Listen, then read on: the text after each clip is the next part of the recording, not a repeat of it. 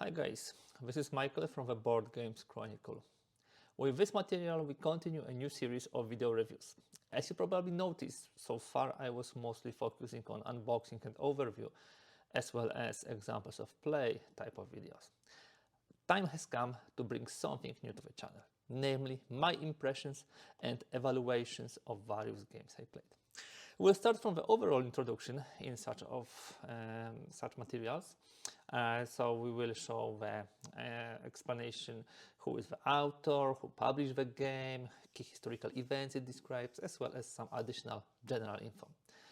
Then we will further describe the game modes, what is the time to play, as well as complexity of the title.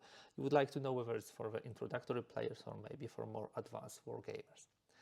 The most important for me will be sharing my subjective experiences with the game. First of all, what I like and appreciate in it, then what elements did not impress me or I would like to see them change.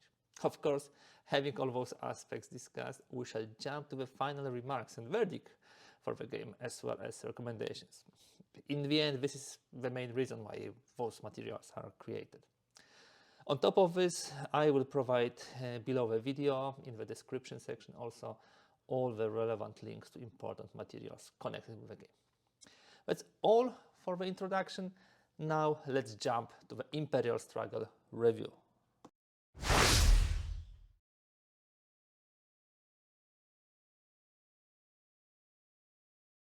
Let me now tell you a bit about the game in general.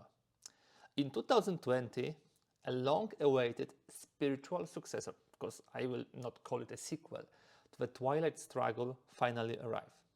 For the last 5 years, I was playing the game pretty intensively, and now I'm ready to share my impressions. But first, let me tell you what is the Imperial Struggle. In short, it's a two-player game depicting the 18th century rivalry between France and Britain. It begins in 1697, as the two realms wait eagerly for the King of Spain to name an heir, and ends in 789, of course, when a new order is brought by the revolution in France. The game is not merely about war. Both France and Britain must build the foundation of colonial wealth, deal with the other nations of Europe, and compete for glory across the span of human endeavors, so also culture. Unlike most card-driven games, here you choose from common pool of investment types and only sometimes supplement it with event. Once you play event, it is removed from the game permanently. The player's order is not fixed and depends on VP's position. I really like it. The action points come in 3 types: diplomacy, military, and economy, and can only be used for that purpose. Last but not least, there are 6 peace and 4 wars. These terms are intertwined between peace and wars, and the wars focus on the 4 main conflicts of the period: so Spanish succession, Austrian succession, 7 Years' War, and American War of Independence. Sounds like a fun and completely different from Twilight Struggle? Exactly, it is. Let us now look into some more detail.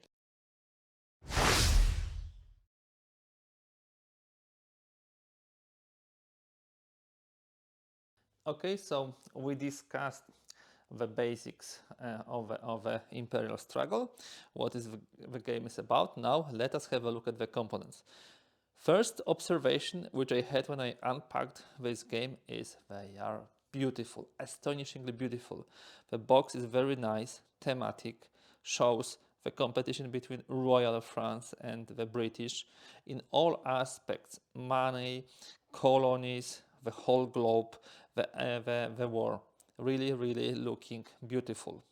On top of this, you can see plethora of other components which I actually store and pack with Cube4Me trays. It really helps me to keep them in order.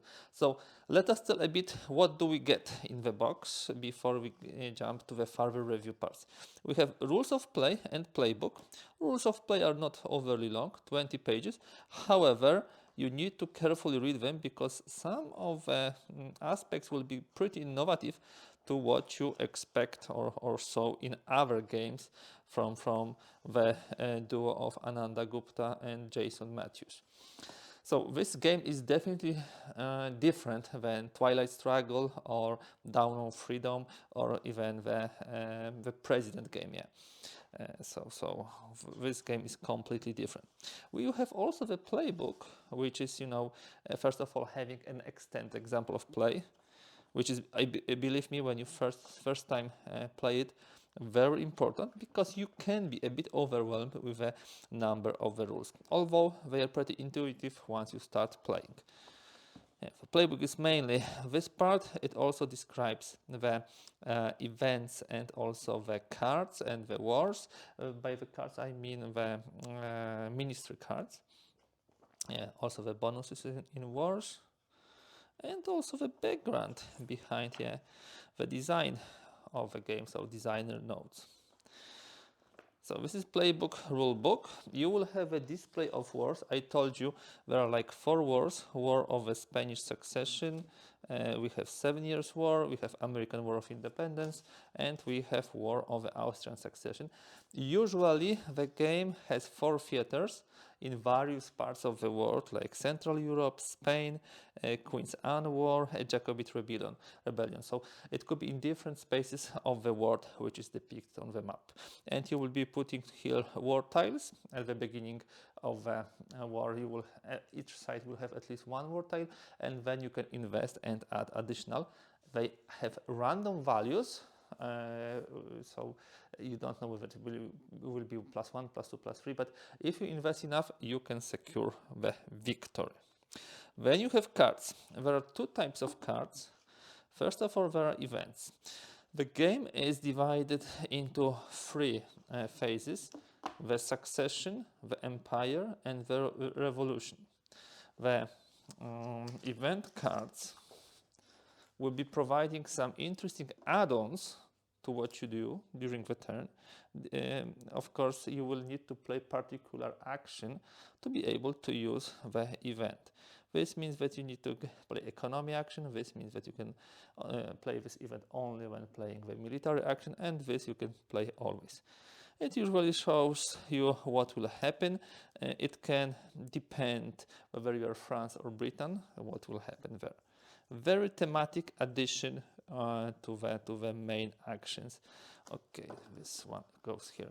And the farther with the game, the more potent they are.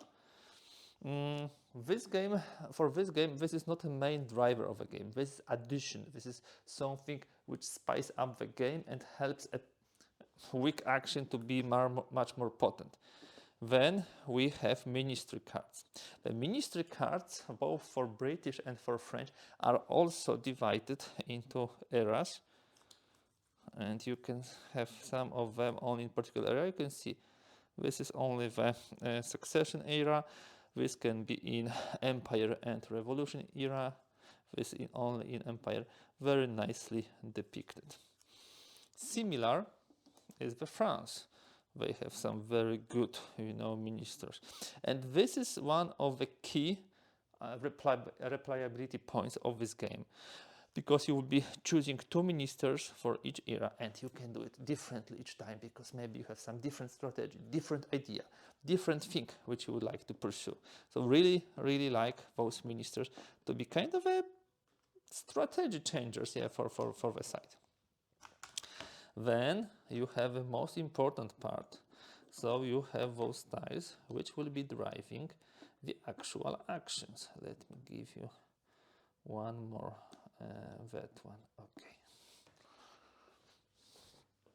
So at the beginning of the game, you will have like 7 of them. Okay, I don't see the space where you put it, but like 7 of them, and you will be playing, choosing 3 of them. This shows you the main action, for example, 4 economy points, 3 diplomatic points, 3 military points, and the minor actions. And those minor actions usually have some, limited possibility to play. Some of them will also allow for the play of events, or maybe for some reshuffle of the word tiles. So you need really to plan well, seeing what ministry card you have chosen, what tiles are available. What events do you have to appropriately, combine it? And here is one of the most beautiful design concepts of this game. At the same time, something which is not so easy to grasp immediately at the beginning of a game. It's a game where I would say experience really promotes the player. On top of this, we'll have several advantages which you can gain by controlling particular countries. They have very thematic names like fair trade. This is from the North America, or slaving contracts. This is from Caribbean, or maybe German diplomacy. So this is from Europe, and they will give some particular bonus like Russia, Sweden, Bavaria, total 1 diplomacy to unflag. Normally you need the value of the diplomatic value of a field to unflag, but with this it's much easier. Here you have only one, this is economy point to unflag. Here you would have like 2 to construct squadron. Normally it's 4. So this is another dimension in which this game shines, because it creates so many opportunities and so many possibilities to play. Then we have a lot of control markers, because we'll be controlling various spaces on the map. And then we have another plethora of tokens. Let me just briefly talk about them, because this is a review in the end. So you have, for example, the war tiles. Each war has different war tiles. Honestly, they have similar values distribution. It's only for the kind of a flavor to have the different things which influence it. You would have here the victory points for the some advantages which you will be winning here on the global demand, but also each of the regions, each turn will have some different value. This is the global demand. This is damaging of the fort markers. There are squadrons here. There are used advantages which you can only do once a turn. So a lot of interesting tokens which are beautifully published. Last but not least is the map. And the map is something outstanding. Let me just move those things aside. You see, this map, and what is striking when you look at this, you think, why is it so beautiful? What's so different about it? It's that it uses all the space. You see, it doesn't really have a border. It has minimalistic border. So it fills the whole area everywhere, it fills the whole area. And that is why it creates such an interesting let's say impression. It's divided into 4 pieces, Europe, North America, Caribbean, and India, with some connections, as you can see, with some forts, with some controls at the beginning of the game, and I will not go into details. But it's a very interesting, a flow which you can influence during the game. Just like in Twilight Struggle, when you sit and see the whole world and your cards and think, where to start? What should I do as a first thing? Where to invest? It's exactly the similar feeling sometimes at the beginning with this game. So guys, these are the components, very briefly, very shortly, beautiful ones. And now let's jump to the next point, which I have for you in this review.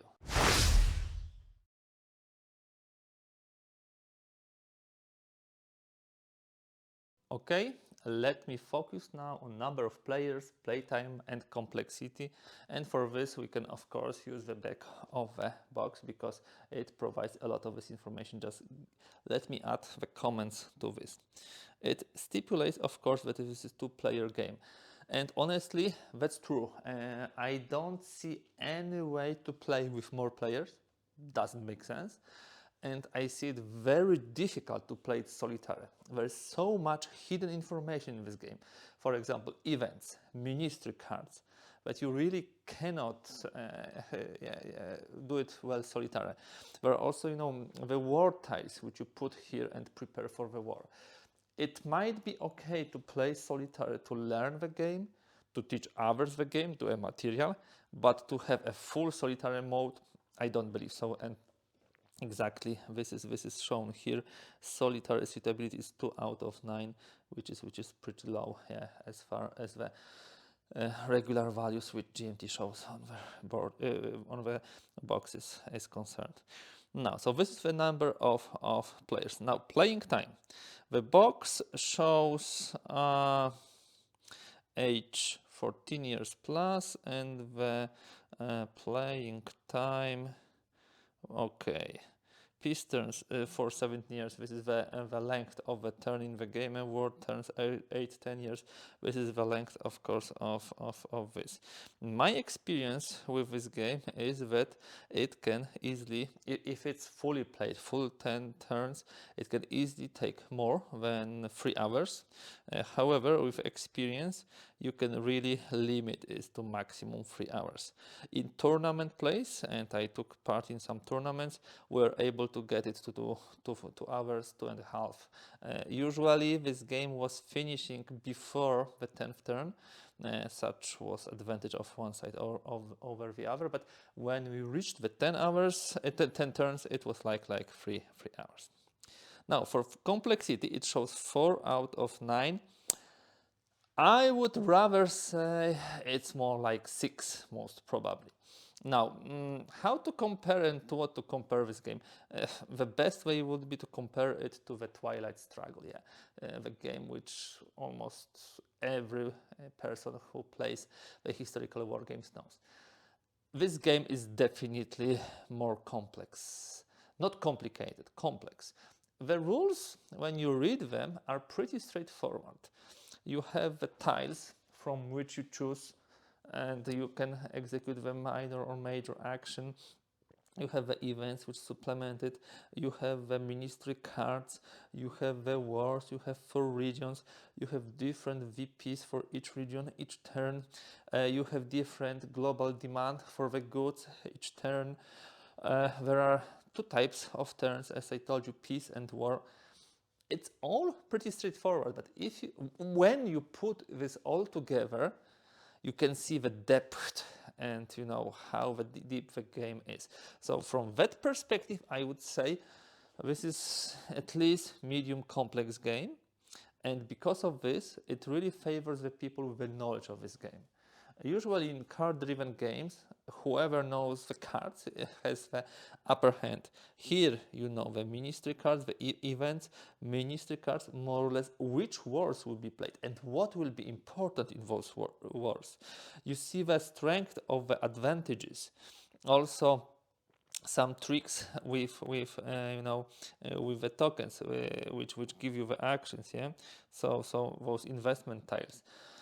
This is really important. So from my perspective, this is medium complex game at the upper scale of complexity. So rather 6, 5 out of 9 rather than 4. Still, I believe that after 2-3 plays, you will enjoy it very much, and you can see the flow. Many players say that initially the France is overpowered, but once you learn to play, you will see the British can also shine. And by the way, I have a whole article and video on the strategies for this game. Okay, let's jump further.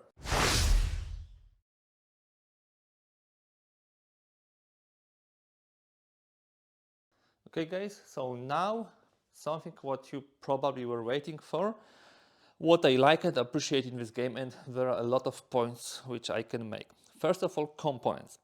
Just look how beautiful it looks like. First of all, the box. Fantastic design. The map, which does not have any tables, doesn't have a border, is fully filling, the space. The nice counters, the beautiful cards, the really well quality, tokens. Also the rulebook, playbook, and wars displays.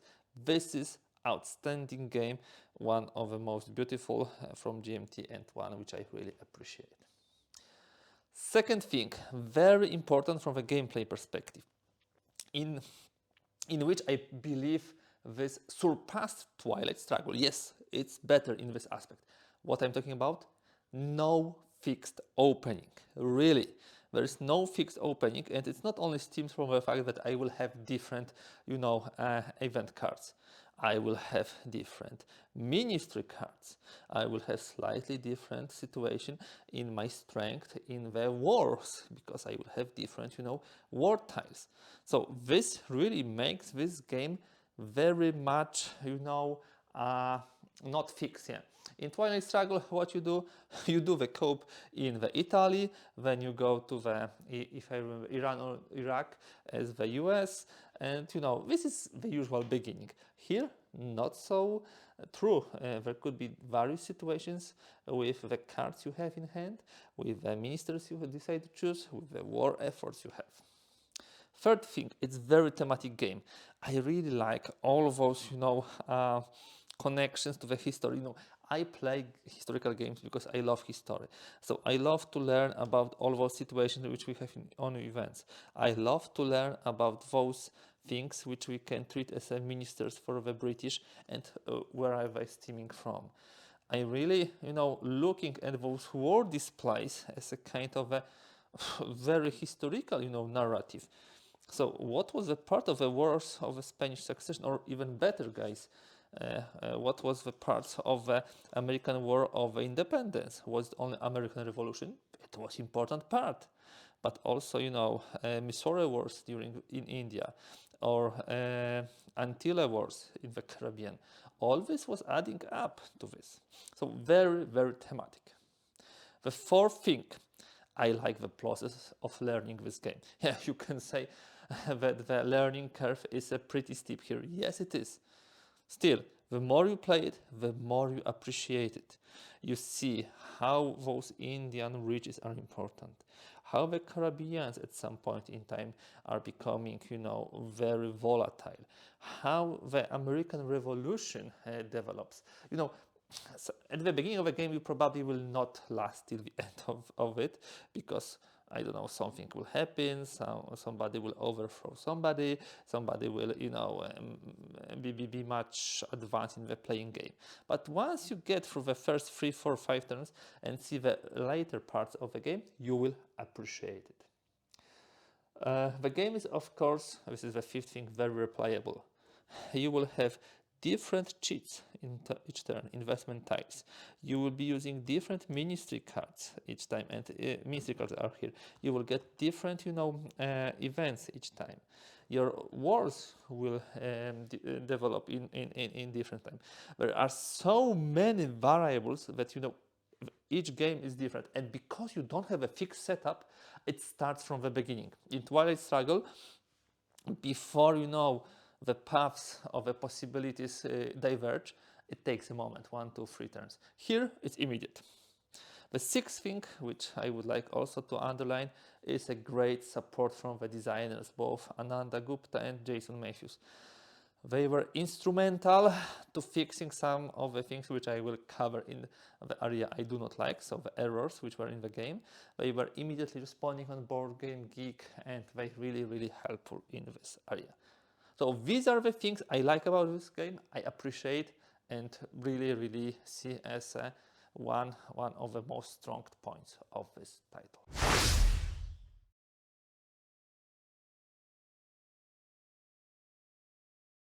Okay, let me now tell you what I do not like in this game, or maybe appreciate less, and maybe would like to see a bit change. First of all, at the onset when the game was printed, I have a first edition, there were errors, both in the rulebook but also on the map. So you can see I have a sticker here which fixes some of the things, and a couple of other stickers too. It happens during the printing of a game, but I believe the number of issues, errors in this edition was higher. Actually, when you look at the GMT's production, it was always top quality. At some point in time, like 5 years ago, it went down. I think that people make a lot of fuss about it, and recently it increased superbly, also thanks to the GMT1, the guys who are working on the solo modes for the games. The second thing which I would like to stipulate and say that there are sometimes too many exceptions in the rules to the rules. It's thematic, it makes sense, and it allows you to really depict the era. However, it's a bit annoying to have some small print rules to the conflict markers here, to moving those things here. As I said, when you play and learn and remember it, this is all fine, but at some point in time you might simply forgot it, and it might have a huge consequences. So there are a lot of exceptions here, which with time you will get used to it. However, bear this in mind. I would really appreciate slightly less of them. This is probably my comment, my general comment for the how to make game more climatic. You see, the game lasts 10 turns, 6 peace turns and 4 wars. How thematic it would be if the last turn is not a peace turn, it's a war turn. So if you play till the end, the last culminating moment will be war.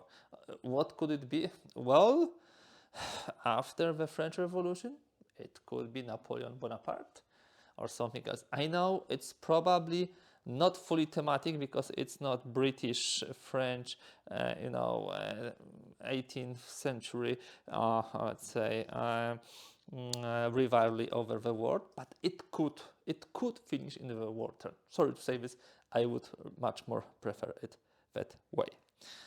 The fourth and the last thing which I can say is it's my personal feeling, a little lack of a hand management.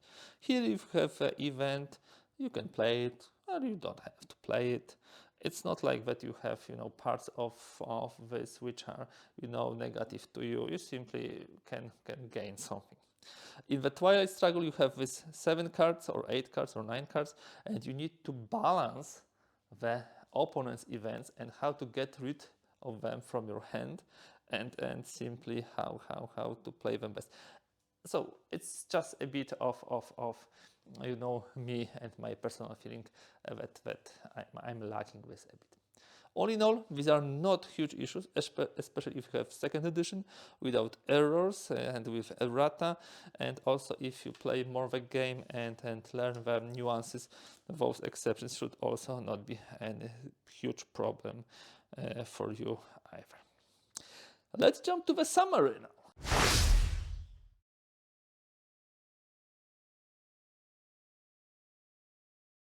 The final verdict is definitely positive for this game. It will be like 7 out of 10. With each session, I'm still learning new things about it, even after the 5 years. And this is getting more and more interesting for me. And that's, of course, definitely one of the advantages of this game. On the other hand, there are multiple minor things which a bit irritates me, like map errors or pretty many rules, clarifications, or exceptions. Map errors, of course, fixed with the errata and second printing. Individually, those things usually do not have too much adverse influence on the experience, but combined, sometimes they do. I'm saying this because I simply wanted this game to be as perfect as possible.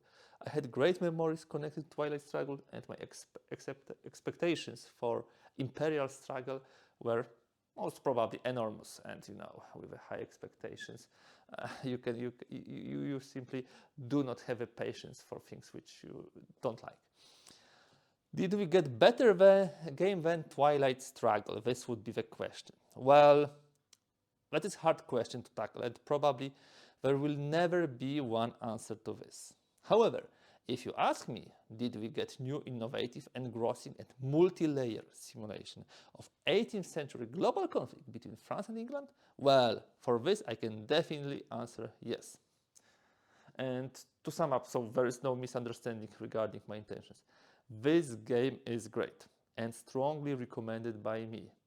I hope you would I hope you would have as much joy and interesting sessions as I had. I hope that you will be learning this game, discovering the events, discovering the ministry, discovering the various tactics and strategies. As said, it needs some time, some investment, but playing with such beautiful components is only fun and joy. Find yourself, a colleague who will go with you through this path. Don't change person to person, because as I said, experience is a huge bonus here. Just stick to one person, play with him, with her, learn the game and enjoy it. I definitely think that if you like Twilight Struggle, you should try it. I'm not saying that is 100% guaranteed that you love it, but I think you will appreciate what Ananda Gupta and Jason Matthews again did. That's all from me today, guys. That's all for the Imperial Struggle review. A really great game, which I appreciate. Play with a joy and with a pleasure because of the beautiful components.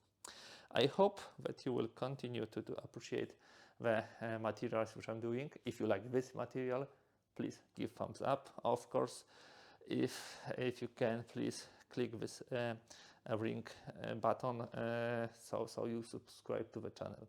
I will continue with video reviews. Stay tuned. The next one will be within another 1 to 2 weeks. Thank you for being with me and thank you for watching.